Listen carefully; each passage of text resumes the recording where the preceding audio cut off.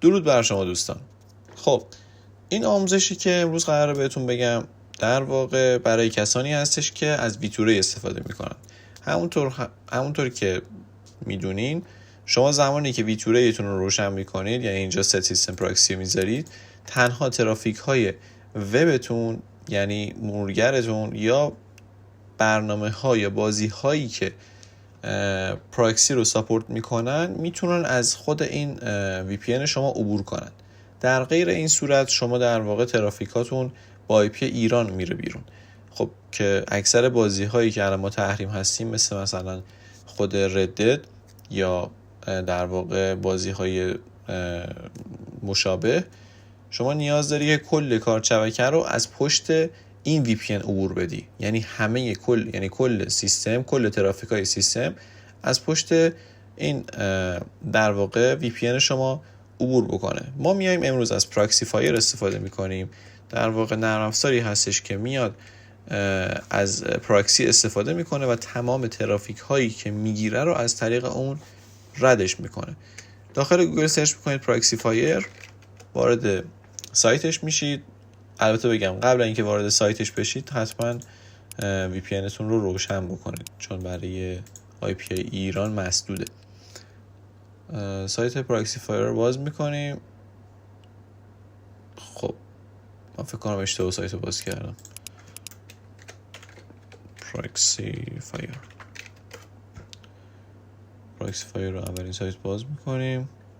خب اینجا به دانلود رو میزنیم، روی گزینه ویندوز و ستاپ کلیک میکنیم، اینجا سیو میکنیم. خب فایل دانلود شده رو میریم برای نصبش. نکست دو تیک اول برمیداریم. نکست اینستال.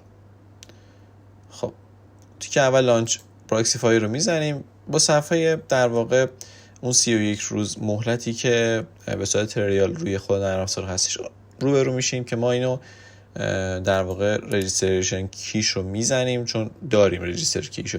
من براتون داخل کانال میذارم. این همین کد اولیه رو شما بردارین، اینجا پیست کنید و اینجا هم پیست کنید. اوکی، به شما یک پیغام تشکر میدید و صفحه پراکسی فایر براتون باز میشه، نرم افزارش باز میشه براتون.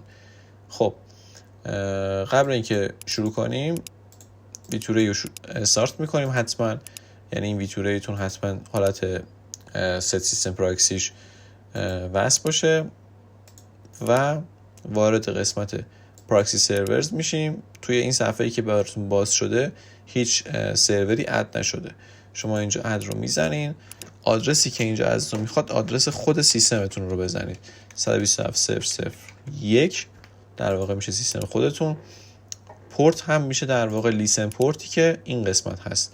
ویتوره اینتون رو باز بکنید، ستینگ رو بزنید، اینجا آپشن ستینگ رو بزنید. اینجا هر پورتی که بود در واقع میشه اون لیسن پورت شما. اینو کپی بکنید، ساکس پورتتون هستش در واقع 10808. اینجا پیست میکنید و پروتکل رو میذارید روی ساکس ورژن 5 حتما. اینجا یه چک میزنه که ببینیم کانکشن برقرار هست یا نه، که اینجا خودش میگه پراکسی is ready to work و یعنی اینکه همه چی برقراره. پس اینو اوکیش میکنید و این هم اوکی. اینجا بهتون میگه که میخواید از این به صورت دیفالت استفاده بشه، شما اینجا یس بزنید و اینجا داره پیغام موافقت آمیز بودنش رو میده. خب کاری نداریم و اضافه شد. اوکی. الان تا زمانی که حالا توی تسکبارتون هم میندازه، تا زمانی که پراکسی فایر بازه تمامی ترافیک های شما از این عبور میکنه. به طور مثال من الان اگه CMD رو باز بکنم و این دستور رو تایپ بکنم care I can has IP اگه اشتباه نکنم .com، اینجا یه پیغام براتون میده که اجازه میدید ترافیک های حالا در واقع سیستم از من عبور بکنه که شما اینو اوکی بدین. خب اینو اوکی دادین، یک بار بعد یه کنسل بزنین. اوکی. همینطور که میبینید IP V6 سرور، حالا من اینجا فنلاند رو داشتم، داره به اون برمیگردونه. همینطور که میبینید الان اگه مای آی پی بگیرم اینجا،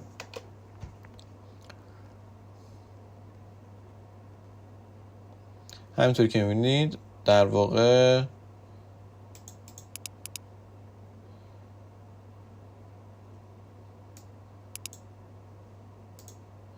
IPv6 بنده در واقع فنلاند هستش و حالا لوکیشن هم که داره برام میزنه کانتری فنلانده. حالا شما زمانی که حالا ترافیک هایی هم که داره از رد میشه رو اینجا براتون داره میندازه، شما زمانی که راست کلیک میکنید روی پراکسی فایر رو اگزیتش میکنید، دیگه ترافیک ها به حالت عادی برمیگرده. یعنی با این که من ویتوری انم روشن هستش رو حالت پراکسی، ولی باز وقتی که شما اینجا کرل میگیرید آی پی ایرانتون رو میندازه. پس شما زمانی که پراکسی فایر رو باز میکنید، حالا شما منو استارت رو اینجا باز بکنید، توی ریسنتلی اد ها میندازتش پراکسی فایر رو. اگر ننداخت اینجا پراکسی فایر رو سرچ بکنید، راست کلیک و پین تو تسکبار رو بزنید که اینجا اضافه بشه. وقتی که بازش میکنید و استارت میکنه، اینجا شما یک بار کامند آیکن هز آی پی رو بزنید و میبینید که در واقع داره آی پی فنلاند شما رو میندازه. به همین راحتی تونستید کل ترافیک رو از پشت ویتوری سرورتون عبور بدید. اگه سوالی بود بنده پاسخگوی شما دوستان هستم. بدرود.